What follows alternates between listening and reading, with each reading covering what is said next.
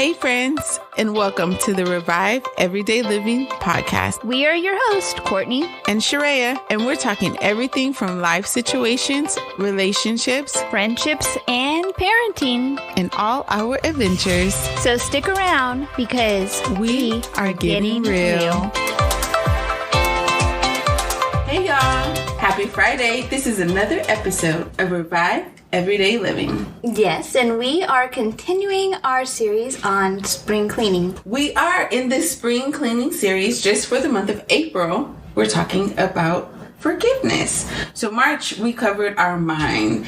We broke down. Break it down. I will not break it down again. So in the month of March, we broke down renewing our minds, shifting our mindsets, and it was all about our thoughts and journaling. So if you have not gotten your journal, I cannot stress it enough. Grab a journal and write your thoughts. So April, we are covering forgiveness. So spring is all about cleaning out our thought process, cleaning out our hearts, and we are getting ready to be summer fine, okay?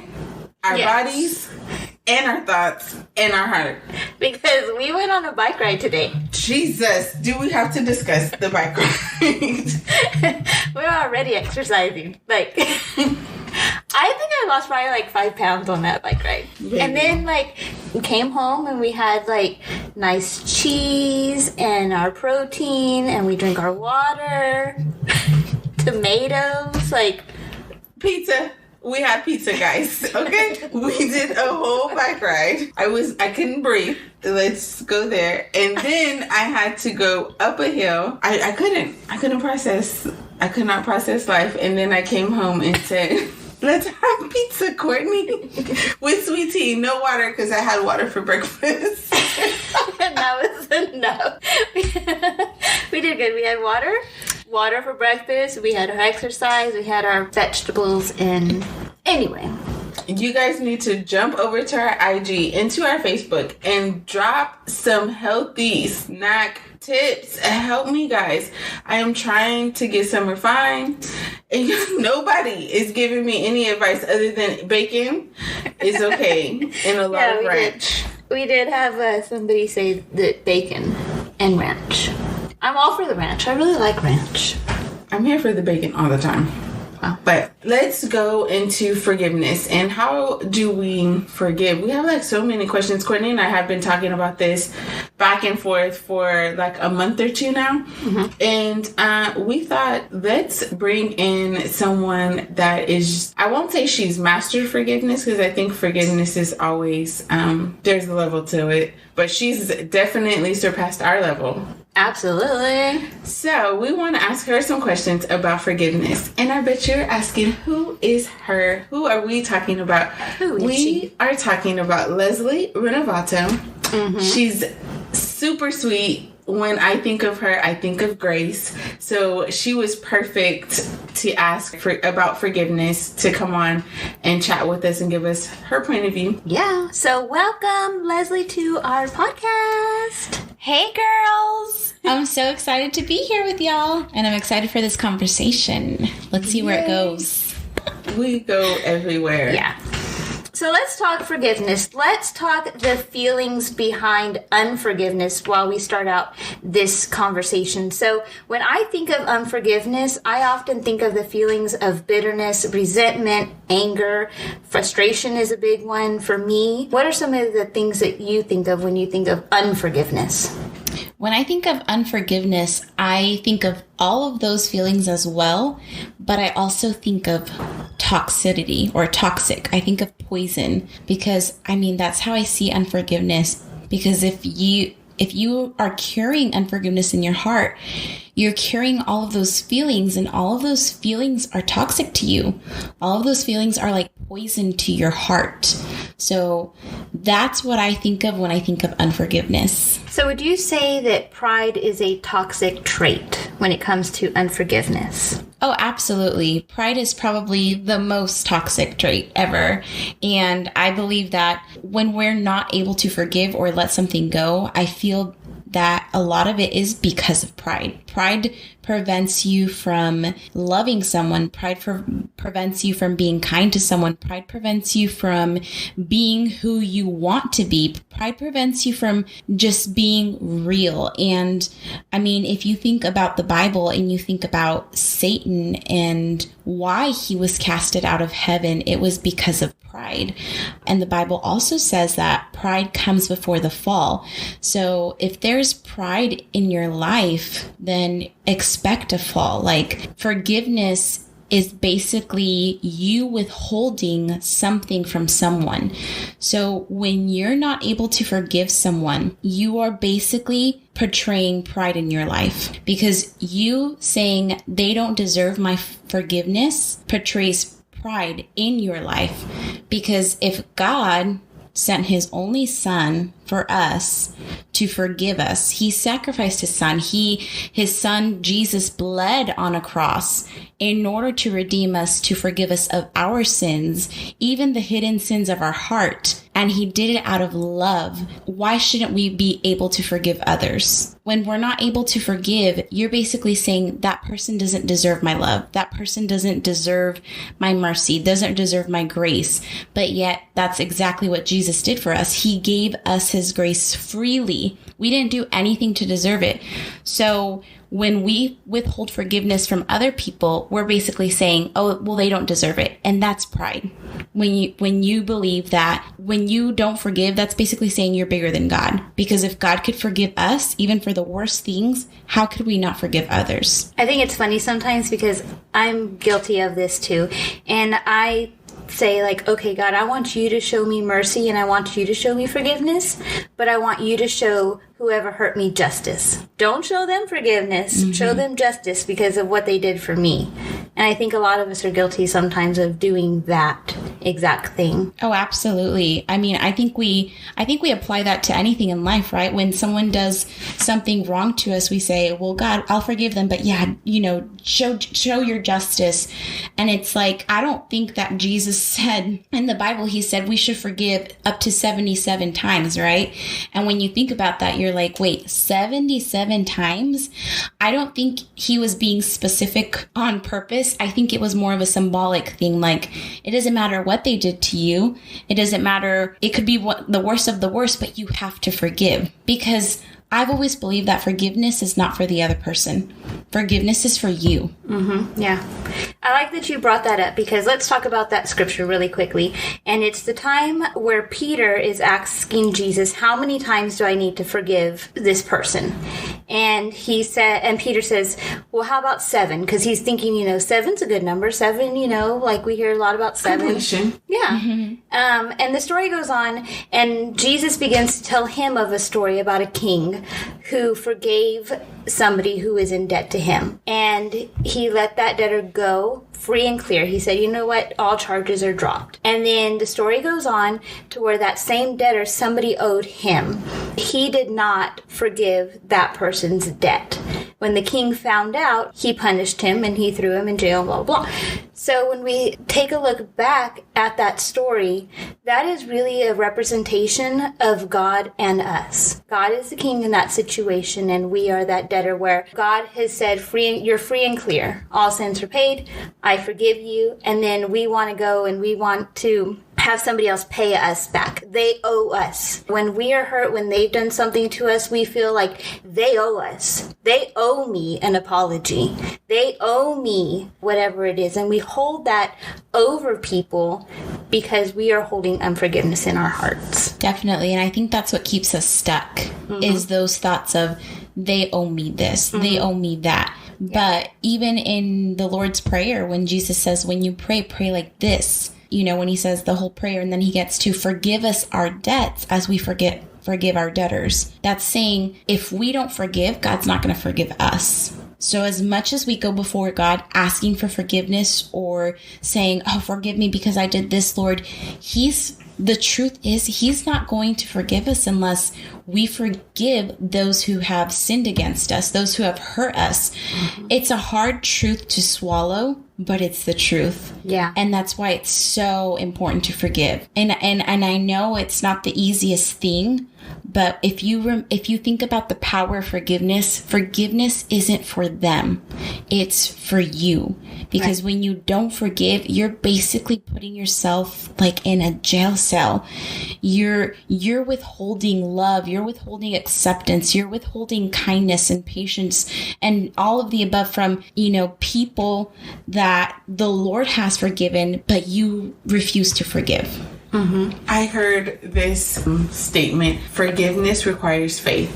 And if you have no faith, you're unable to forgive. And when you talk about forgiveness is for me, not them, then it's like, ooh, because if I don't have any faith, then I'm not even working on me. Mm-hmm. Like, I'm not focused on me. I didn't put it together that faith and forgiveness go hand in hand, and how much it's needed to have faith in order to forgive. That's right. Because we have to have faith in order to believe that God gave his only son for us, right? And the purpose was in order to forgive us, because there was enmity between us and God. That means there was no peace. There was, because of our sin, because of our faults and our mistakes and our errors. So the fact that we have to believe or have faith that Jesus came and died for us in order to cleanse us and forgive us, of course you have to have faith in him in order to forgive others as well. That's a pretty intense truth right there in a revelation. Yeah, it's intense because not only do I have to increase my faith, right? But not that I have to forgive other people. We can just look at it from, I have to forgive me. Mm-hmm. Do I even have the faith to start with me to forgive me? So I can't forgive me and move past my own personal mistakes, my own wrongdoing to myself, like, letting myself down. How am I going to forgive someone else if I have no faith? Mm-hmm. And it just was like an eye-opener to me that I have to increase my faith so that I can even get to a space where I'm okay with me. Mm-hmm. And I'm okay with making those mistakes. And I'm okay that God died on the cross for me. Like, he loved me enough to forgive me. Mm-hmm. And let me move on into another realm. And, let me have the room to make the mistake again. Because a lot of times, you don't learn the lesson the first time. It's about the second, third time that you're like, oh, okay, I got it now. Yeah. So, well, let's start with that. Let's talk about the different areas of forgiveness, because you can have forgiveness for others and you can have forgiveness for yourself. So let's talk about forgiving ourselves. What does that look like? Of course, it starts with grace, because I think a lot of times, we end up in situations that maybe we even put our own selves in or into again. And we are just like, well, God's not going to forgive me. We live in this constant state of shame. So let's talk about that. Let's talk about forgiving ourselves and what that looks like. Well, I think when it comes to forgiving yourself, it's all about the value that you place on yourself, the value that you see with yourself, almost like perspective. How do you see yourself?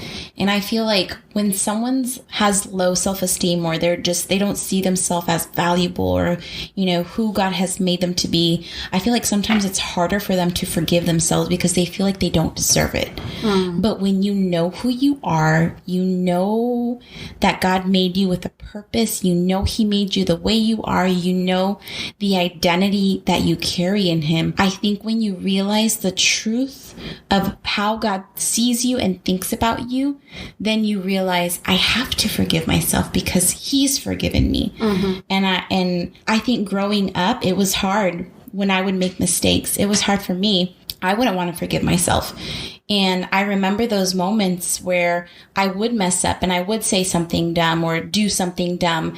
And I just felt like, oh my gosh, this is so ridiculous. God must be so angry at me. I can't believe I did this. He's probably looking down on me, so disappointed, and I can't forgive myself. Like, this is just, I can't even ask for forgiveness because he won't forgive me. Mm-hmm. But that was my perspective of myself then, because I didn't have a strong relationship with God. I didn't know much of the word and what the word said about me. But growing up, and as I developed my relationship with God and I dug more into the word, I realized what he says about me And so then I realized my identity in him. And then I realized that how much he loves me and how much he wants to forgive me and how much he loves when his children come running back to him and with a repentant heart. And then I realized, gosh, he always has open arms. I mean, just like the prodigal son, when his son ran off and messed everything up and then comes running back to his dad and his dad has like this whole party prepared for him. I mean, that is the true picture of how it is when God forgives us. And so when you understand that truth, I think it just makes it so much easier for you to forgive yourself because you're like, no, he wants me to come back to him. He wants me to, yes, be repentant and yes, feel bad that I did this, but at the same time, he wants to erase that from me and just envelop me with his love and embrace me. I like that you said identity is like a part of that space. You have to know who you are and kind of almost like your first step to walking into forgiveness, knowing who you are and letting that down, but letting your guard down to say that I'm a child of God. He forgives. Like, not only does he forgive, like he brings me back into the fold. Even when I make a mistake or even when I let myself down, I'm a child of God or whatever it is that you declare over yourself, just being confident in that. And that brings us back to our I am statements. That brings us back to our prayer journal where we're looking at what is God saying about us and how important it is to keep reflecting on what does God say about his children, about me individually, and writing it down. And when I get in those moments of, oh, I messed up again, or that was stupid, that was a dumb statement, or, you acted out of line, better, that I can reflect on the positive. I can reflect on what God is saying, and then that opens the next door, which is grace. Yeah. I mean, every day you have to make a decision to come into agreement with truth or come into agreement with lies. And I think we know when we are being lied to or when we hear lies, but it's an everyday effort to say, I'm not going to come in agreement with that. I'm not going to come in agreement with these thoughts that say I'm not worth it, or I don't deserve to be forgiven, or I'm not good enough, or I don't have enough value. We have to come in agreement every single day. And it's an effort, but we have to come in agreement every single day with what the word says about us, because that is the truth. And it goes back to what you were saying, having faith, like believing those things about us, because we have to remember that it's a fact. It's solid truth. It can't be changed. Like the Bible has been around for so many years. It doesn't change. And that's a reflection of God's goodness and his faithfulness. It doesn't change. It doesn't shake. The grass and the flowers may wither, but his word remains. Never fades away. I want to go into what you just said. You said that you know the truth and sometimes you get distracted by the truth. Well, you didn't say that verbatim, but that's what you said. Yes. I kind of put words in your mouth. So Courtney and I were talking the other day about when you know that you're being deceived. Like, there's a disguise and you're able to identify it, yet you still fall prey. And so you just brought that up, that you are able to identify a thing, and the way that you walk past it is you're constantly reminding yourself of the truth, of your I ams, of what God is saying and declaring over you, that it's a constant battle. And we had asked the question of how do you increase your will over the desire. So the desire is like the deceitful space. And then how do you increase your will so that your will overpowers the desire and you don't go back into the unforgiveness, go back into whatever it is.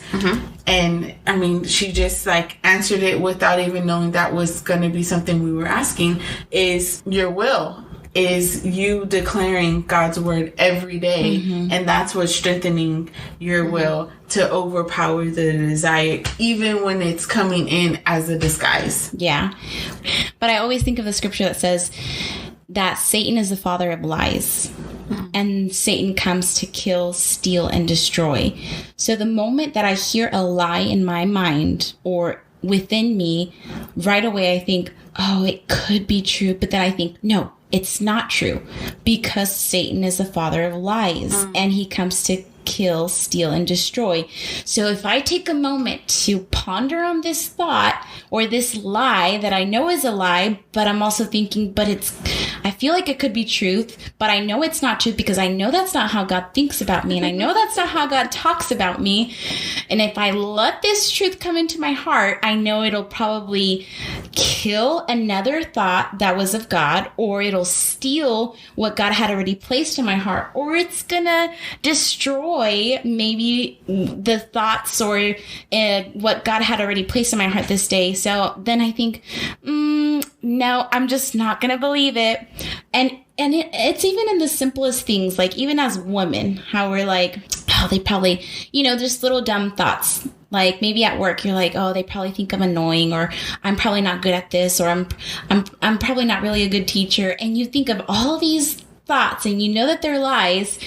And then right away I catch myself and I'm like, no, I can't think that way. I can't think that way.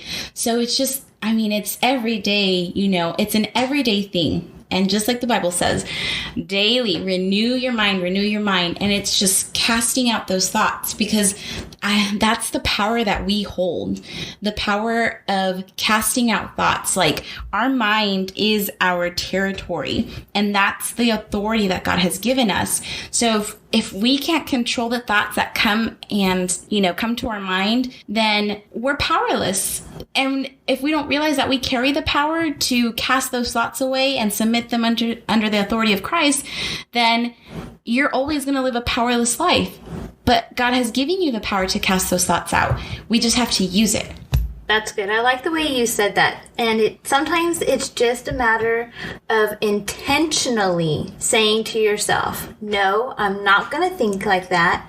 God already forgave me. I already forgave myself. And I'm just not going to even allow myself any time on that thought of unforgiveness. And then the direction of your day changes. Yes. Your attitude. And you know what I've noticed also sometimes is that when we don't forgive people over a period of time, we can come to the point where we even forgot the event that happened.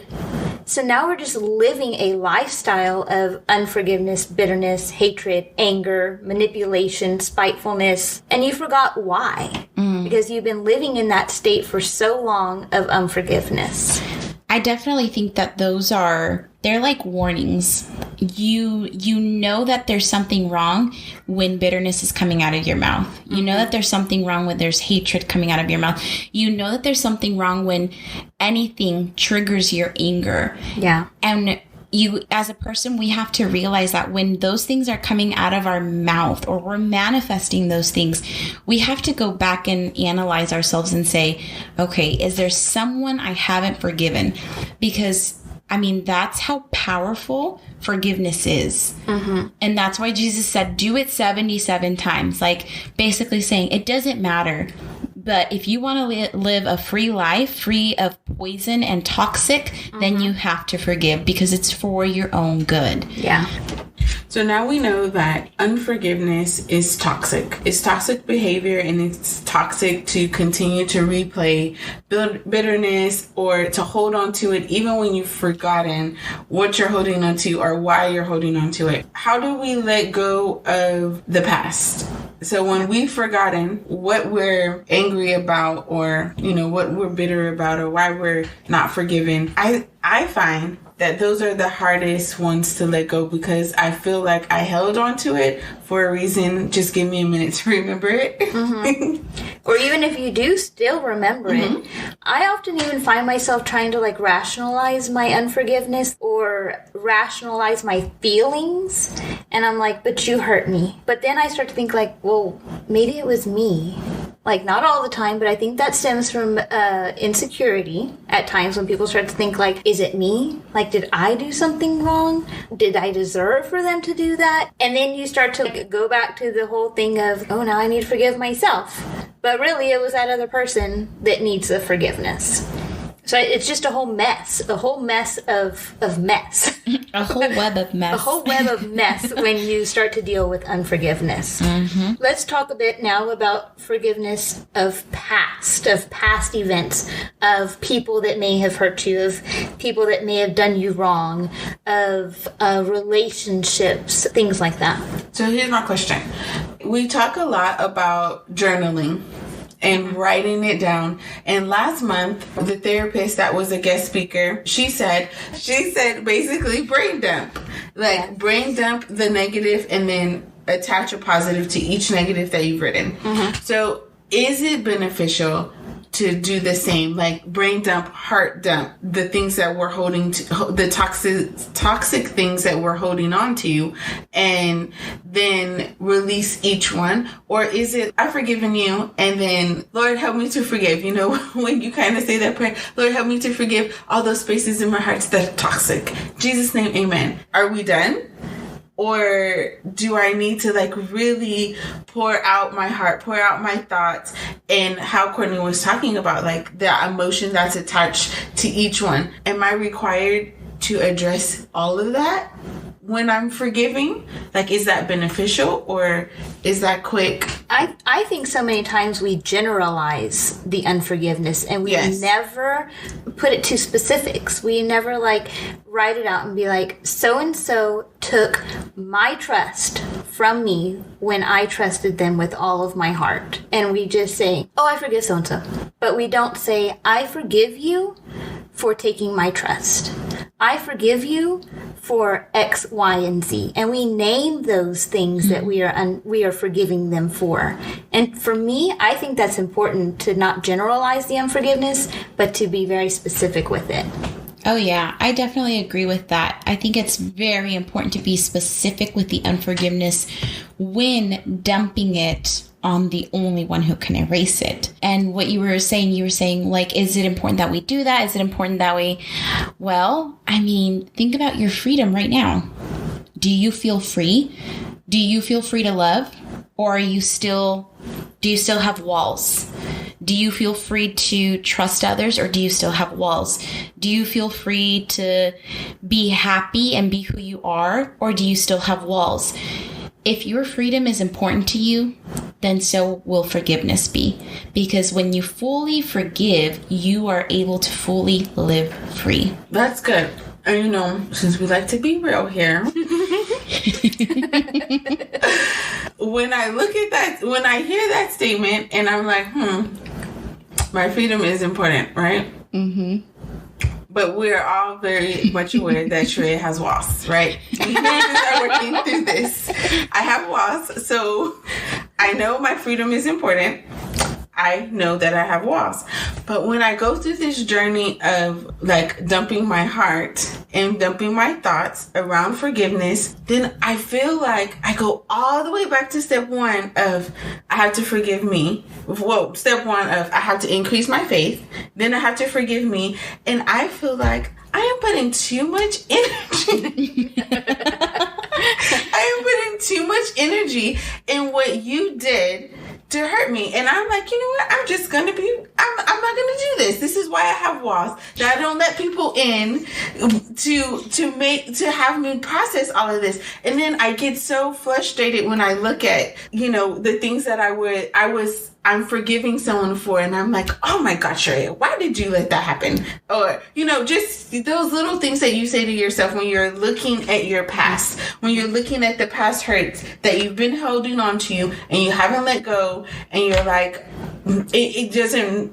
necessarily affect you anymore. Well, it does spiritually, and it does behind the scenes, but it doesn't affect your everyday. I'm walking around, I'm breathing, I only get triggered by it. Mm-hmm. It's not in my forefront. Mm-hmm. Those are the things that are oh. So when you ask me, when you ask our audience, you ask everyone, how important is your freedom? I'm like, it's important, but that's a lot of work. I actually agree with you. It does seem like a lot of work, but the hope is that I think that it's a process. I feel like forgiveness is the first step, healing would be the second step. So I don't think you're so caught up in the forgiveness. I think you're maybe feeling that there's more work in the healing, but that's not your job, right? It's not our job. It's God's job. And you might feel like, well, it keeps coming up, but he brings it up for a reason. And so when I was 15, I always go back to this because this is how the Lord healed me. But when I was 15, I lost my father. He died to cancer. Okay. Growing up, especially when I got to college, it was my time. It was my intimate time with God because it was just me and God. Mama wasn't there. Sister wasn't there. Brother wasn't there. Family wasn't there. Nobody was there. Not even friends. I had to make new friends in college. We all do sometimes. So in college, those were my intimate times with God. And I remember that in those years of being in college, I would have memories come back to me. I would have thoughts come back to me. I would even have dreams that would remind me of that traumatic experience. And I would just start bawling and I would just start crying. And it's almost like anger and sadness. Everything came back when I was just happy and dandy right before. And all of a sudden, all these feelings and emotions would come back. And I almost felt like, God, like, why are you doing this? Why is this coming back? I thought I was good. I thought I had forgiven. I thought I had let go. But then it's almost like I heard God speak to me and it was like, you have, but I'm still revealing certain areas in order to heal you so that you can fully let it go. So forgiveness is step 1. Healing is step 2.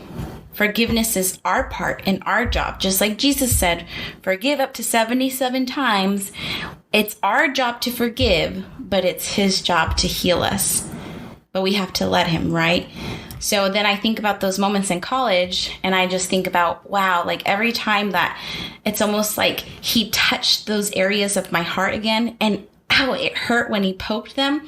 But there was a reason why he would bring it up again. And it was to fully liberate me of those emotions, of those feelings. And now when I think back to those days, it's not traumatic anymore. It's bit, now I see it as, wow, it's beautiful how God healed me from all of that because I had to do a lot of forgiving from that. I had to forgive myself, because I wasn't the perfect child at that time. And I always felt like I could have done more for my dad. I had to forgive my mom. I had to forgive my dad because I blamed him because it was like, well, he decided to leave. He decided to leave us. It was his fault. But because I knew that in the end, he did want to go. Like he wanted to be with the Lord. And I had to forgive God for taking him. So like it was a lot of people that I had to forgive. And I finally did when I had, there was peace that was brought to my heart, but there was also healing that had to be done. And it was done over a span of years. It wasn't from one night to the next, but we just have to trust God. Y'all, what I really love about this is it's a process. And I think sometimes we get caught in the unrealistic world of, Lord, help me to forgive. And then I open up my eyes and I am, I'm living in peace. My heart is open, all of that stuff. When actuality, it is a process. Mm-hmm. And then the second part that's like just amazing is like, it's not me that has to work on the healing. I'm only required to do half of the work. Mm-hmm. Yeah. There you go. Yeah. It's not all on you. You know what I really like that you talked about, and it made me really think, because so many times when we have been hurt or we've felt betrayed or somebody has done something to us, we have these emotions that rise up because it's natural. Emotions are natural. And we become angry with that person. And that's okay. Like, God doesn't tell us that we can't be angry. In fact, he says, be angry, but sin not. Mm-hmm. And what I hate so many times is when people have said, you're a Christian. Like, you shouldn't be responding that way. You shouldn't be mad at that person because you're a Christian. And I hate that. Like, I hate when people say that because it's okay.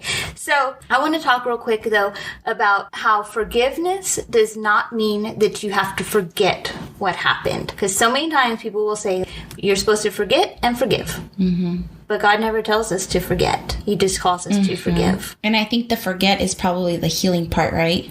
Yeah. Like, if we feel like we can't forget, that's where we go to God and say, Lord, heal me from this, because maybe you don't want to remember, right? I mean, people say forgive and forget, or forgive and you don't have to forget. Who knows? But I feel like if you don't want to remember because it brings up certain feelings or emotions that just take away your peace, then that's when you would say, okay, God, like, heal me from those areas, because I don't want to feel that anymore. I don't want my peace to be taken from me. You know, I don't want my ability to love others to be taken away from me. I don't want my ability to give back to others and be generous to others be taken away from me, because sometimes that's what we feel when people hurt us, right? Right. When someone betrays your trust, you almost feel like, oh, I can't give my trust anymore because look what they did to me.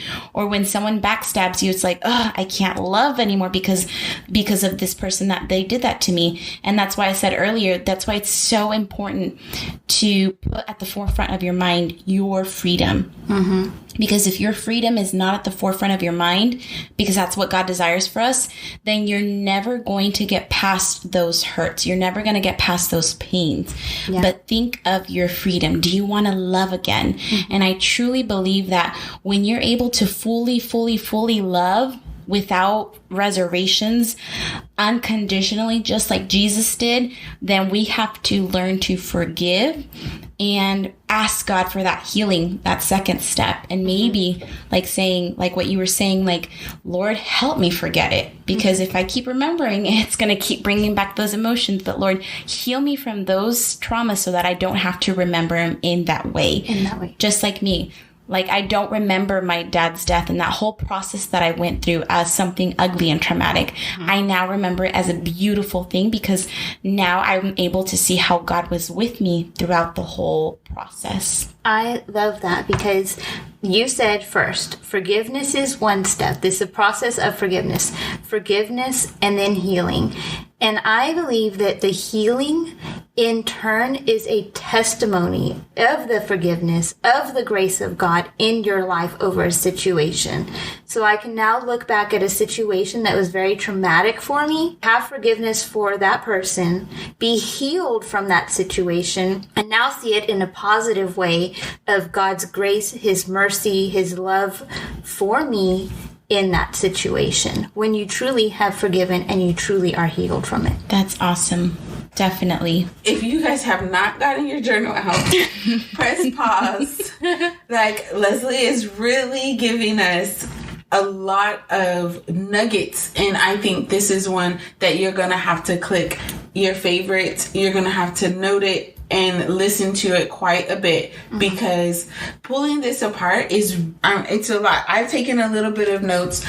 Okay, so we've talked about forgiving ourselves. We've talked about forgiving our past, but I want to talk a little bit about forgiving in the present, because what does forgiveness look like when we're having to deal with hurt on a constant basis? You know, it's hard to not be living in a constant state of anger. And I'm thankful, like I said, that the Bible says, like, you can be angry, but sin not.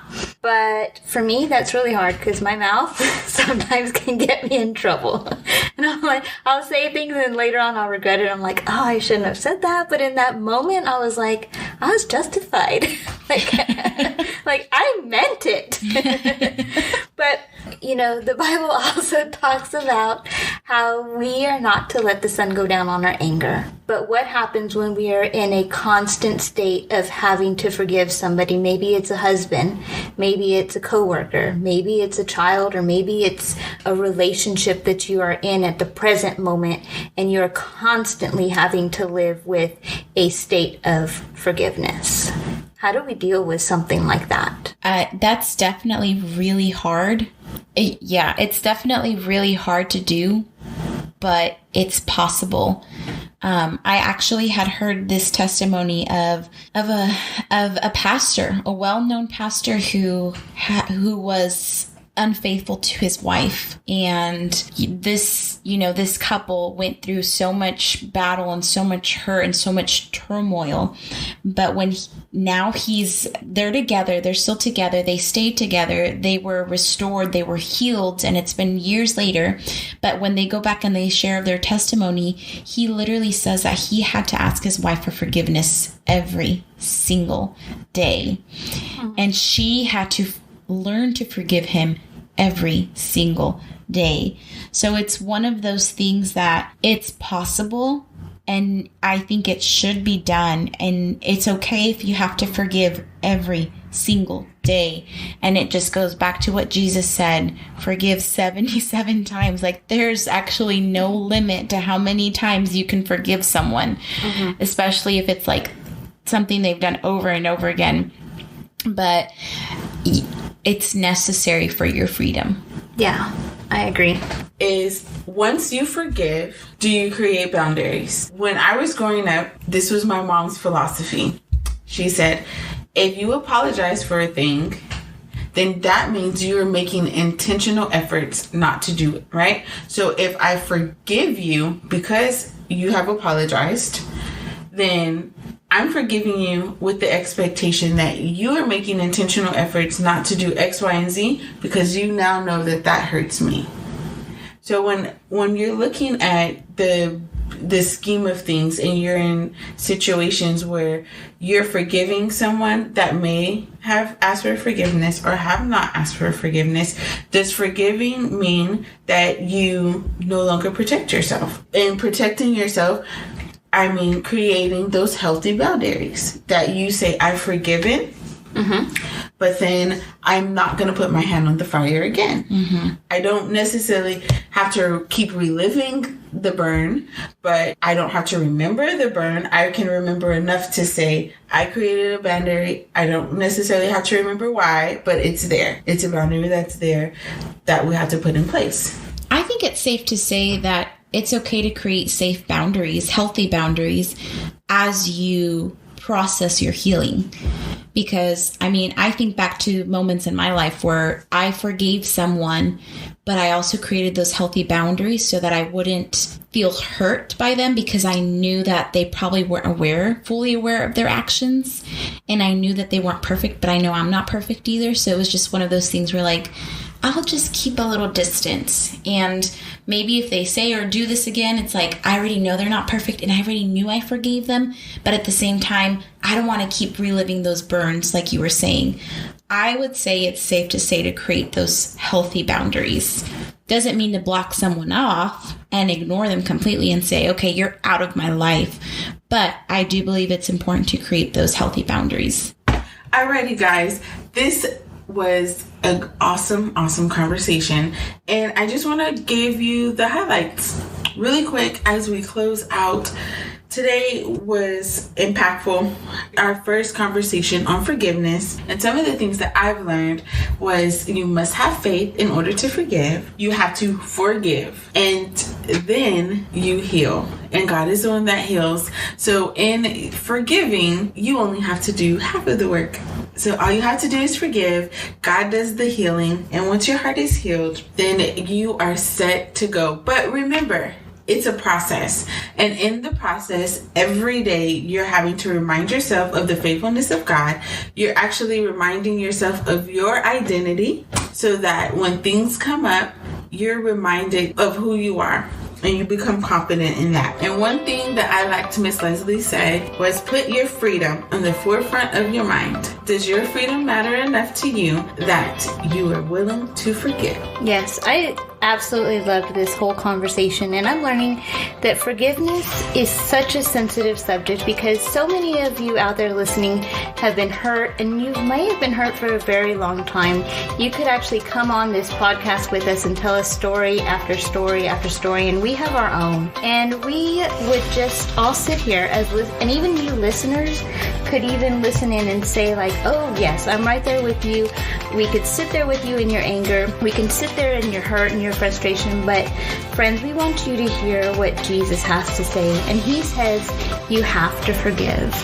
And so often we want to say, God, how can you have the audacity to tell us that we have to forgive? How can you say that to me? Have you seen what I've been through? And here's the reason why. When we choose unforgiveness, we are ultimately choosing to destroy our own lives. Holding on to anger and bitterness and hurt is only chaining yourself to it, dragging it into all areas of your life. You will never allow the past to be your past until you deal with the issue of forgiveness. So my prayer for myself and for all of y'all is that you would allow God to take your painful memories and use them to become reminders of His grace and forgiveness and healing in your life. Until next time, keep it real. Thank you for listening to this week's episode of Revive Everyday Living. Be sure to subscribe, comment, and share. Also, follow us on Instagram and Facebook.